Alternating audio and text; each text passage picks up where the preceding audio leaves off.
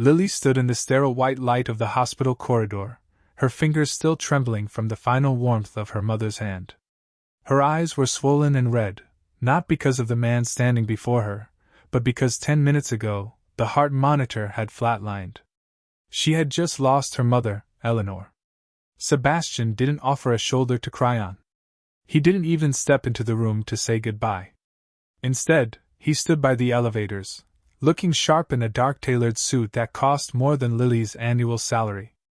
Beside him stood Vanessa, dressed in a white power suit, her arms crossed and a smug, superior smile playing on her lips. Sebastian reached into his jacket and pulled out a thick, heavy envelope. He didn't hesitate. He held it out like he was handing a stranger a piece of trash. "Sign it, Lily," he said, his voice cold and devoid of any memory of the last 7 years. "I'm not going to let a financial anchor drag down my firm's IPO.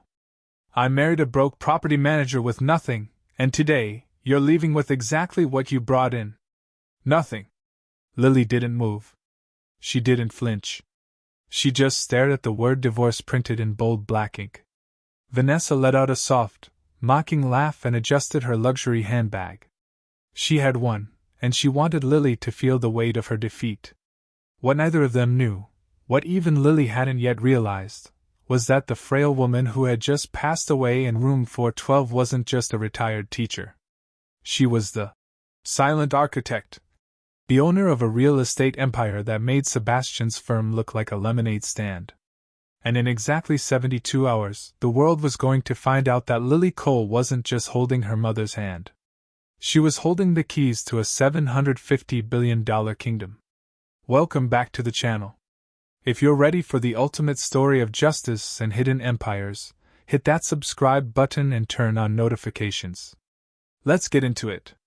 To understand how Lily ended up in that hospital hallway, we have to go back 7 years. Sebastian Cole wasn't always a real estate mogul. Back then, he was just a man with a desperate hunger for success and a desk in a shared office space he couldn't afford. Lily was the one who kept the lights on. She worked grueling double shifts as a property manager, dealing with broken pipes and angry tenants all day, only to come home and help Sebastian draft his first investment pitches all night. She believed in him. When he proposed to her with a silver band that turned her finger green, she didn't care. She saw a future. She saw a partner. Lily's mother, Eleanor, was the only one who seemed skeptical. She was a quiet woman with short white hair and a wardrobe of faded floral dresses. She lived in a cramped, rent-controlled apartment, and spent her days staring at old architectural blueprints on a bulky, outdated computer. Sebastian hated visiting her. "She's a drain on our time, Lily," he would complain. "She lives like a pauper and doesn't have a cent to her name. Why are we wasting our weekends there when we should be networking with people who actually matter?" Lily always defended her mother, but even she had moments of doubt. She watched Sebastian struggle to get his first big loan, watched them eat ramen for months to save for a down payment on a fixer-upper, and wondered why her mother never offered even $1 of help. The first few years were a test. Sebastian's ego grew with every small success. As soon as his company hit its first 10 million, the partner, who had funded his dreams, became an embarrassment. Lily was too casual, too humble, and not elite enough for the life he wanted. He wanted a queen like Vanessa. He didn't realize he already had a real estate empress by his side. He was just too blind to see the crown. The transition from the sterile hospital hallway to the memories of 7 years ago felt like stepping from a frozen wasteland back into a sun-scorched desert. Back then, Lily didn't mind the heat because she believed they were building an oasis together. While Sebastian spent his days in a cheap, windowless, executive suite, trying to look the part of a high-stakes developer, Lily was the one actually getting her hands dirty. Her title was property manager for a crumbling complex on the edge of the city, but the reality was far more grueling. She was the plumber, the mediator, the debt collector, and the janitor. She remembered one Tuesday night in particular, a night that defined their early marriage. It was 2 a.m., and she was knee-deep in a flooded basement, wrench in hand, trying to stop a burst pipe while a tenant screamed overhead. Her clothes were soaked with stagnant water, her muscles ached with a deep, bone-weary fatigue, and her hands were stained with grease that never seemed to fully wash off. When she finally finished and trudged back to their tiny studio apartment, she didn't go to bed. Instead, she sat at the kitchen table, lit by a single flickering bulb, and opened her laptop. She spent the next 4 hours reconciling Sebastian's chaotic spreadsheets and polishing the pitch deck he was set to present the next morning. He was sound asleep just a few feet away, dreaming of glass towers while she stayed awake to ensure he had a desk to sit at the next day. Every cent of her overtime pay went directly into coal investments. She remembered the pride she felt when she handed him the check for his first real office lease, a modest space downtown with a lobby and a receptionist. She had worn her oldest shoes for a year so he could afford the Italian leather loafers he insisted were necessary to look like a winner. "We're a team, Lil," he had told her back then, pulling her into a hug that felt genuine. "Once I make it, you'll never have to work a night shift again. You'll be the queen of the city." She had smiled against his chest, believing every word. She didn't notice that even then, Sebastian never asked about her day or the grease under her fingernails. He only spoke of his vision, his projects, and his future.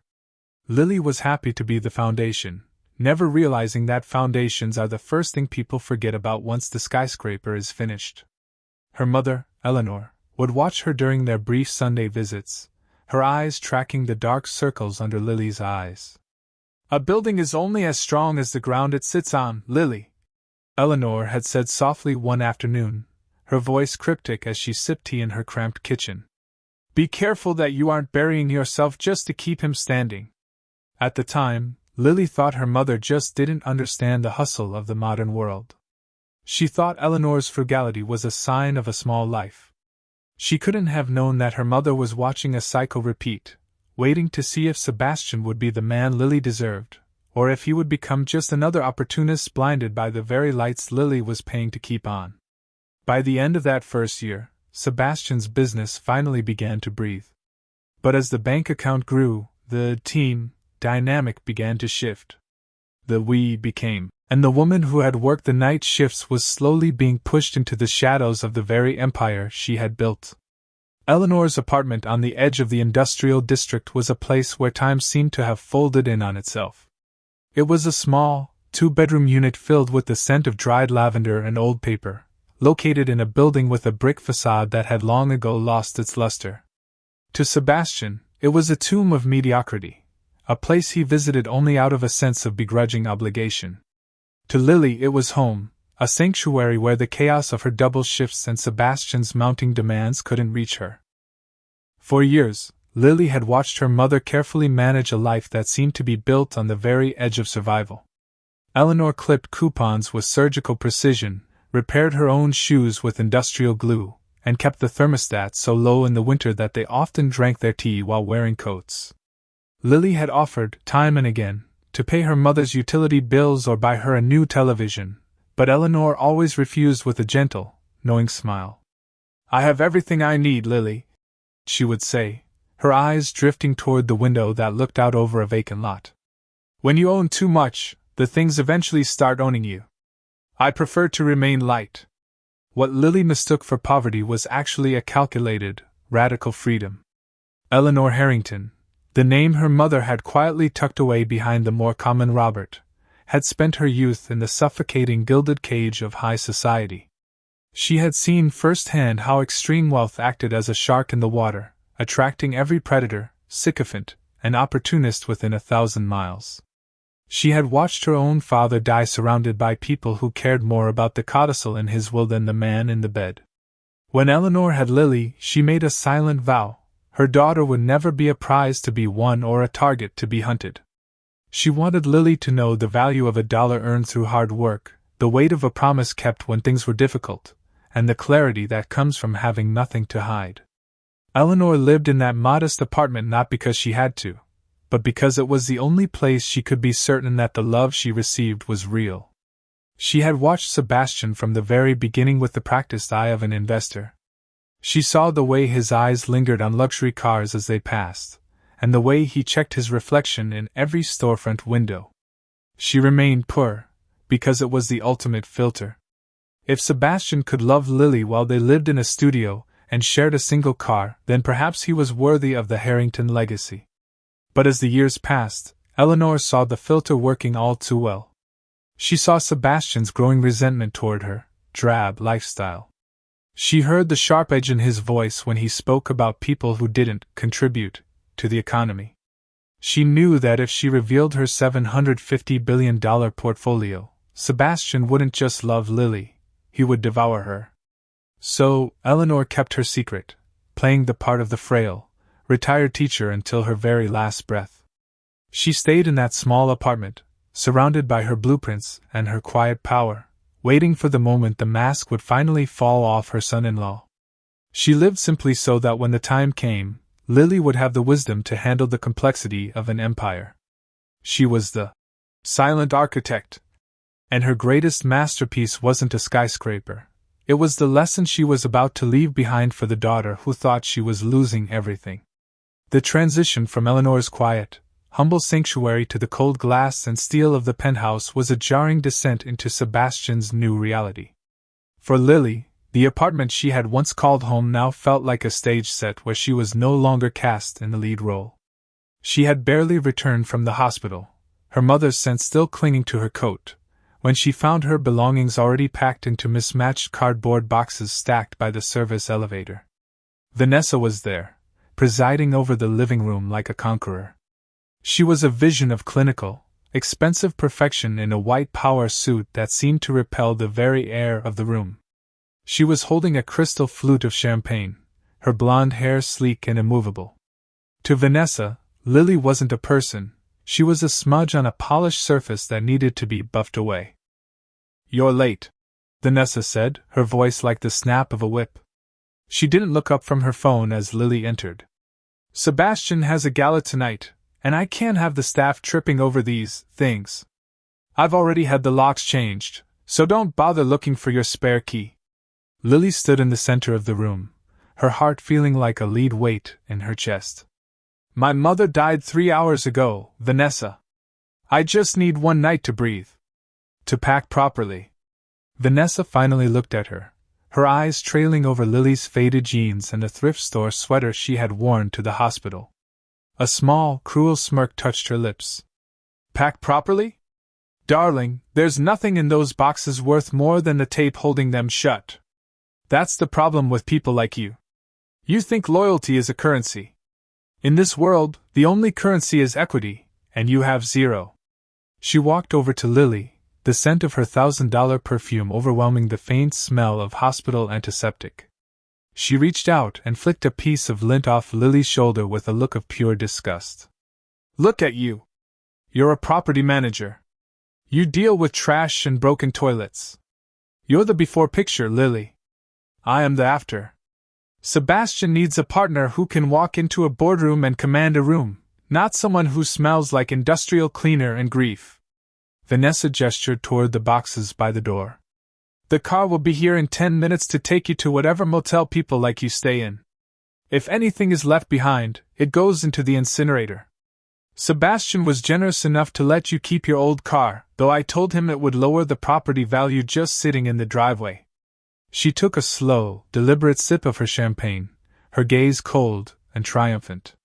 "You were a stepping stone, Lily. A cheap foundation he used until he could afford the real thing. Now move along. The nothing wife has reached the end of her script." Lily didn't argue. She didn't scream. She looked at the woman in the white suit and felt a strange, flickering spark of something other than sadness. It was the first time she realized that Vanessa and Sebastian were obsessed with the surface because they had no idea what lay beneath it. They saw a cheap life because they were blinded by the glare of their own vanity. Lily picked up the smallest box, the one containing her mother's old architectural blueprints, and walked toward the elevator. She didn't look back. She didn't need to. The 72-hour clock was already ticking, and the white suit was about to get very, very dirty. The motel room smelled of stale cigarettes and industrial-grade lemon cleaner, a far cry from the lavender-scented air of the home she had been forced to flee. Lily sat on the edge of the sagging mattress, the small box of her mother's blueprints resting on her knees. Tucked inside the blueprints was a plain, cream-colored business card with a single name and a Zurich-based phone number embossed in gold: Elias Thorne, Senior Counsel. When she called the number, she expected a receptionist or an automated menu. Instead, a man with a voice like polished stone answered on the first ring. "We have been waiting for your call, Miss Harrington," he said, using the name Lily had only seen on her mother's birth certificate. "The car is downstairs. We have much to discuss." An hour later, Lily was led into the top floor of a building that didn't have a sign on the door. The office was vast, overlooking the city skyline that Sebastian so desperately wanted to own. Elias Thorne, a man whose presence felt older than the building itself, sat across from her.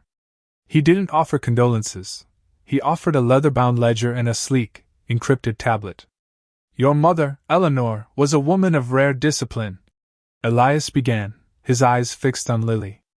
"She believed that wealth was a tool, but character was the foundation. She spent 40 years acquiring the most valuable land in the world, under 1,000 different shell companies, all feeding into the Harrington Trust."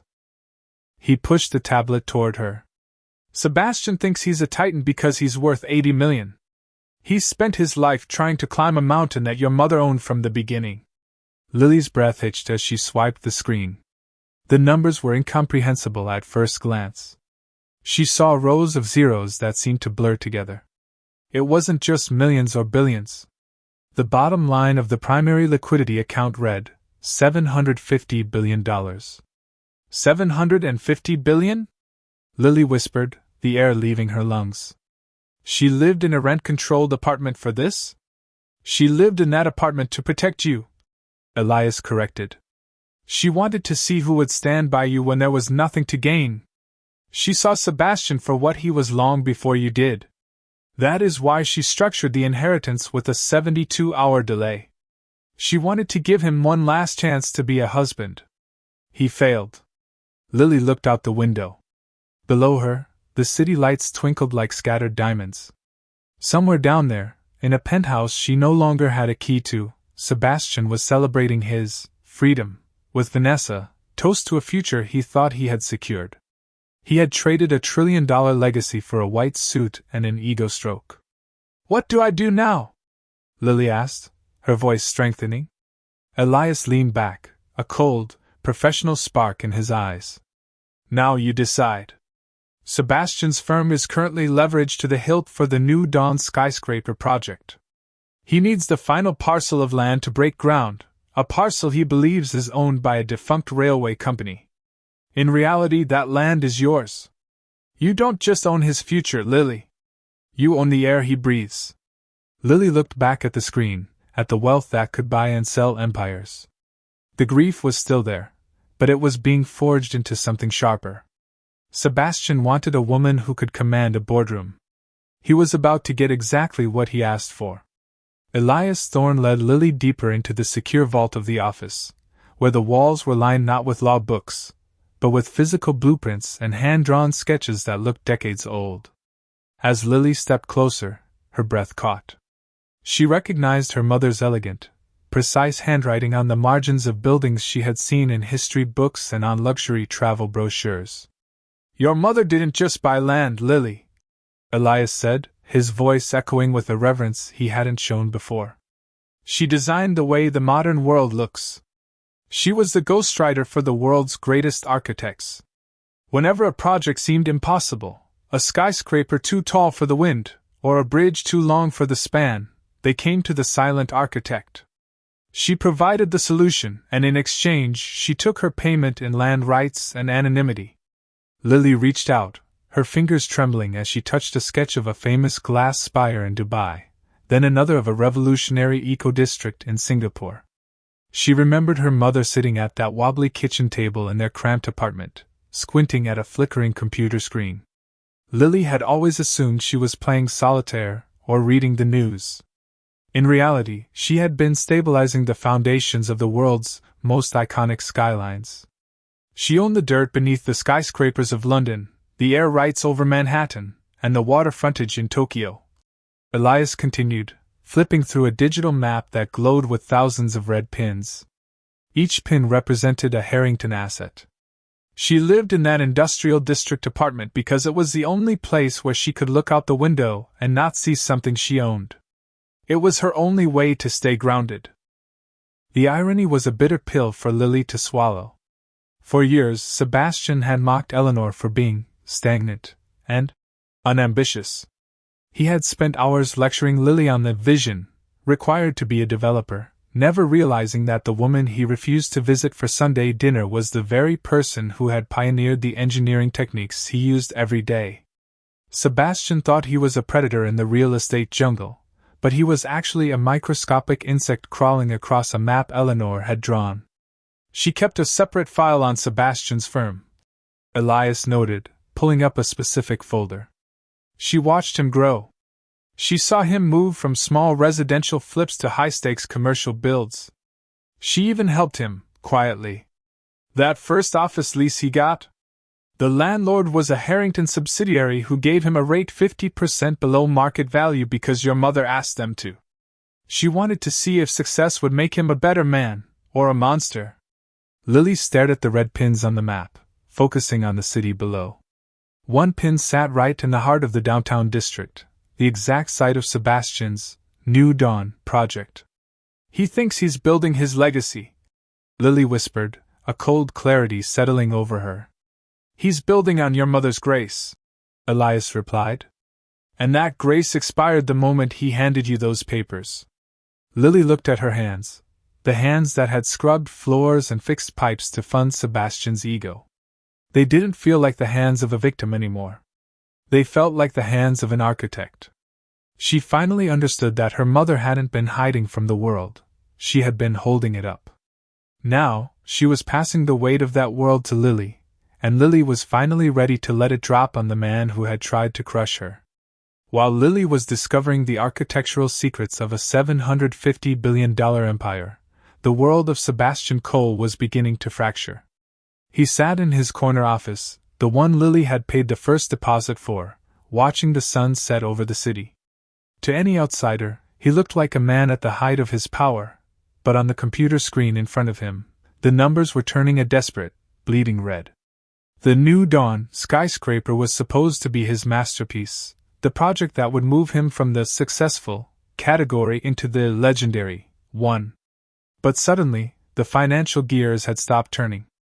That morning, his primary lender, a mid-sized commercial bank he had cultivated for years, had called to inform him that they were selling his debt to a private equity firm.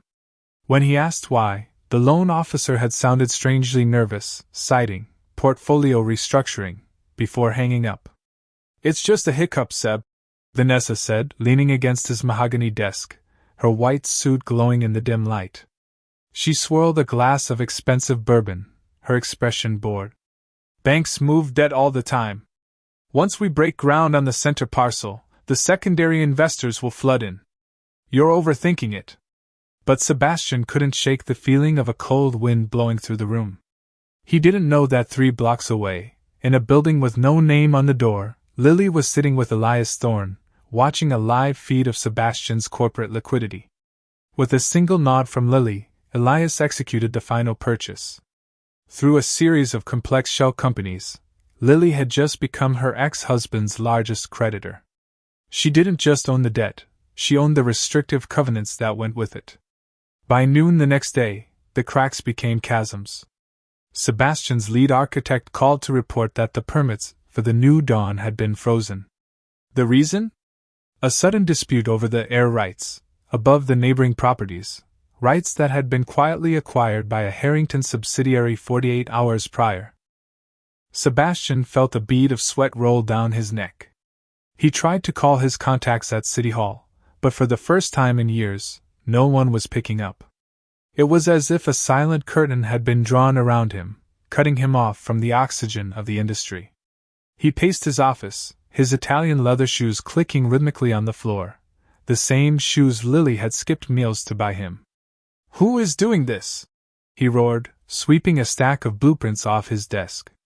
"Who has the capital to buy out a Tier 1 bank in 24 hours? Vanessa's smug expression finally faltered. For the first time, she looked at the New Dawn plans and didn't see a gold mine, she saw a sinking ship. Lily watched the data points settle on her screen. She saw the panic in the spikes of Sebastian's outgoing calls. She felt no rush of adrenaline, no heat of anger. Instead, she felt a profound, quiet calm. She wasn't just taking his money. She was removing the scaffolding of a man who had built himself out of stolen sacrifices.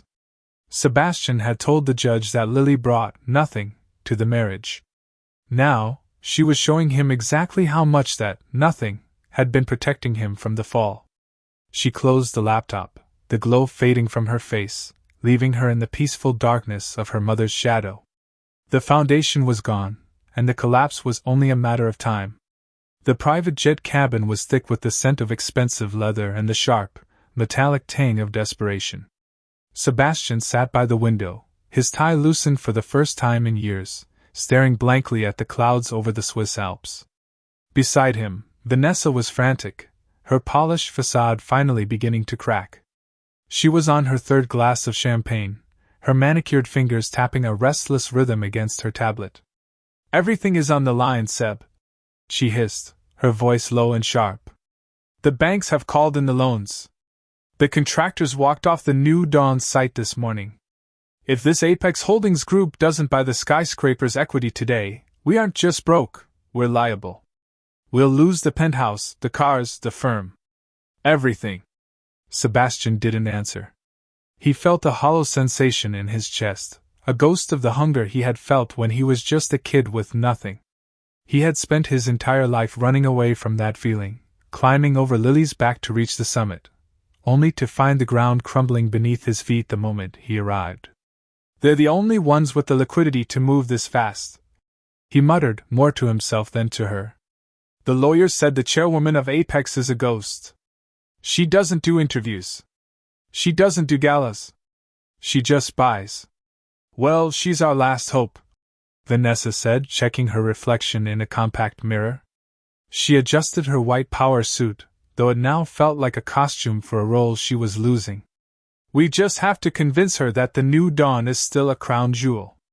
We play up the vision. We play up the prestige. She doesn't need to know the air rights were snatched out from under us." As the plane touched down in Zurich, the panic tightened into a cold, hard knot in Sebastian's stomach. He kept thinking about the look on Lily's face in the hospital hallway, that silent, unreadable expression as he handed her the divorce papers. He had told her she was nothing. He had told her she was a financial anchor. Why was he thinking about her now, when he was about to meet the most powerful woman in the world? They were whisked from the tarmac in a fleet of black sedans, driven through the winding, cobblestone streets to a glass and stone monolith that overlooked the lake. The lobby was silent, filled with the kind of understated wealth that didn't need to scream to be heard, the kind of wealth Sebastian realized he had never truly understood. "Mr. Cole, Miss Miller," a stone-faced assistant said, gesturing toward the executive elevators. "The chairwoman is expecting you in the boardroom. She has reviewed your proposal." "And?" Sebastian asked, his voice cracking slightly. "And she is ready to give you exactly what you deserve," the assistant replied, the words hanging in the air with a chilling finality. In the elevator, Sebastian straightened his jacket, trying to summon the arrogance that had served him for 7 years. He looked at Vanessa, who was practicing her most charming, predatory smile. They were ready to make the pitch of their lives. They were ready to beg a stranger for mercy, never imagining that the person behind the double oak doors didn't want their pitch, she wanted their reckoning.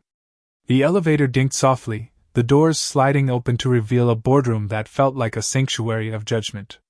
Sebastian took a breath and stepped forward, walking toward the silhouette sitting at the head of the table, unaware that he was walking into the end of his world. The boardroom was a cathedral of glass and shadow, perched so high above Zurich that the clouds seemed to drift beneath the floorboards. Sebastian entered with his chest out, a practiced mask of confidence fixed on his face, though his palms were slick with sweat. Vanessa followed closely behind, her heels clicking sharply against the polished marble, her chin tilted at an angle of practiced arrogance. "Madam Chairwoman," Sebastian began, his voice projecting a forced warmth as he approached the long, obsidian table. "We appreciate you seeing us on such short notice. I think you'll find the New Dawn project is a once-in-a-generation opportunity for Apex Holdings. We aren't just selling a building, we're selling the future of this city's skyline." The high-backed leather chair at the head of the table was turned toward the window, offering only a view of the person's silhouette against the blinding afternoon sun. The figure didn't move. The silence in the room grew heavy, stretching until it became a physical weight that pressed against Sebastian's lungs. "I've reviewed your proposals, Sebastian," a voice said. Sebastian froze. The voice was calm, melodic, and hauntingly familiar.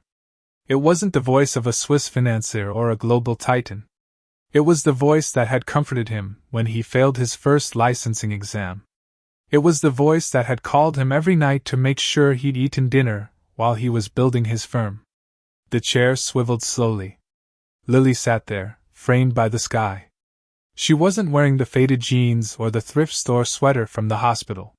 She was draped in a charcoal silk suit that cost more than Sebastian's entire car collection.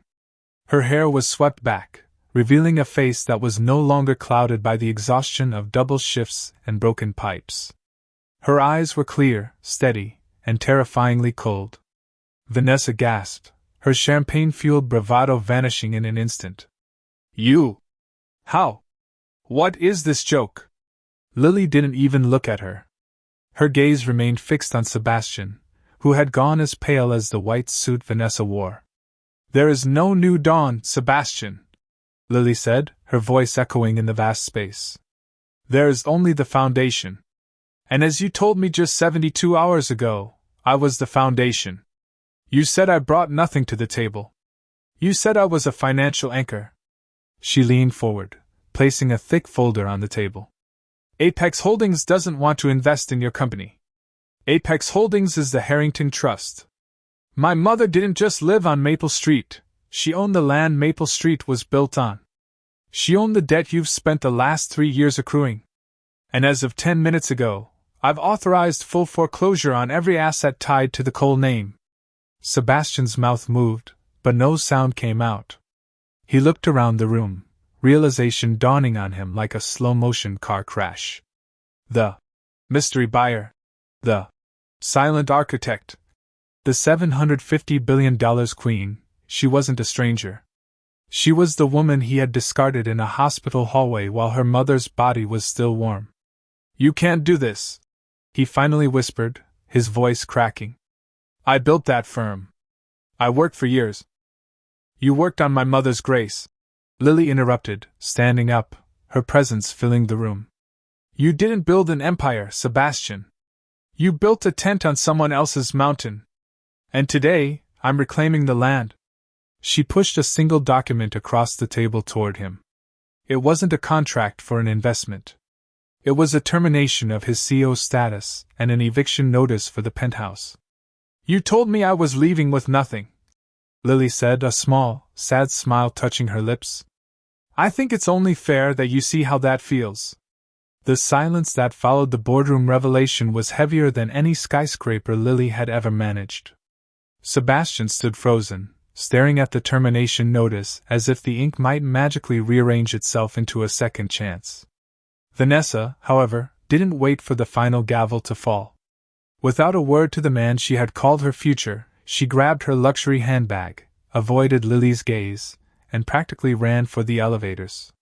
She was a woman who specialized in winners, and she could smell a total loss before the door even closed behind her. "Lily, please," Sebastian finally choked out, his voice small and stripped of its practiced resonance. 7 years. You can't just erase 7 years because of one mistake." "It wasn't one mistake, Sebastian," Lily said, her voice steady and devoid of malice. "It was 1,000 choices. Every night I worked to pay your rent while you ignored me, every time you looked at my mother with disgust, every moment you chose your ego over our partnership, those were the choices. The divorce papers in the hospital were just the final signature." She didn't wait for him to respond. She signaled to the security detail, and as they led a trembling Sebastian out of the Harrington headquarters, she felt the last of the heavy, suffocating weight of her old life lift. He wasn't just leaving the building, he was being evicted from the industry. Word of the Harrington foreclosure spread through the financial district like wildfire. By sunset, no bank would take his call, and no developer would touch his name. The king of real estate had been revealed as a squatter in a kingdom he never owned. Lily returned to the city a week later, but she didn't go to the penthouse. Instead, she drove to the industrial district, back to the brick building where her mother had lived. She sat in the small, lavender-scented kitchen and opened the blueprints she had once thought were just sketches. She finally understood her mother's ultimate design. Eleanor hadn't accumulated $750 billion to hoard it. She had been waiting for a successor who understood that a city isn't made of glass and steel, but of people. Lily didn't sell the New Dawn site. Instead, she completely redesigned it. The luxury condos were scrapped in favor of high-tech affordable housing, green public spaces, and a massive medical center dedicated to Eleanor Robert, a place where no one would ever have to receive divorce papers in a hallway while they mourned. She used the Harrington Trust to buy back the crumbling complexes she used to manage, transforming them into dignified, beautiful homes for the workers who kept the city running. She became known as the Queen of the Skyline. But she never wore a white suit, and she never held a champagne flute at a gala. She remained the girl who knew how to fix a burst pipe, but now she had the power to make sure the pipes never burst in the first place. On the final Sunday of the month, Lily visited her mother's grave. The headstone was simple, exactly as Eleanor had requested. Lily sat in the grass, the cool wind of the city she now shaped blowing through her hair. She realized then that her mother's greatest gift wasn't the money or the land. It was the 72 hours of darkness that had forced Lily to find her own light. She had been the foundation all along, and now, she was finally building something that would last forever. She stood up, tucked a small sprig of lavender against the stone, and walked back to her car, finally home. The lessons of the story are rooted in the truth that character is the ultimate foundation. Success built on the backs of others is hollow, and Sebastian's empire collapsed because it lacked the integrity and sacrifice that Lily provided. Furthermore, silence is not weakness, as humility is often mistaken for a lack of ambition. Staying quiet allowed Lily to observe the true nature of those around her before taking action. Ultimately, wealth is a tool for impact rather than a measure of status, proving that real power lies in using your platform to lift others and turn personal tragedy into a collective victory.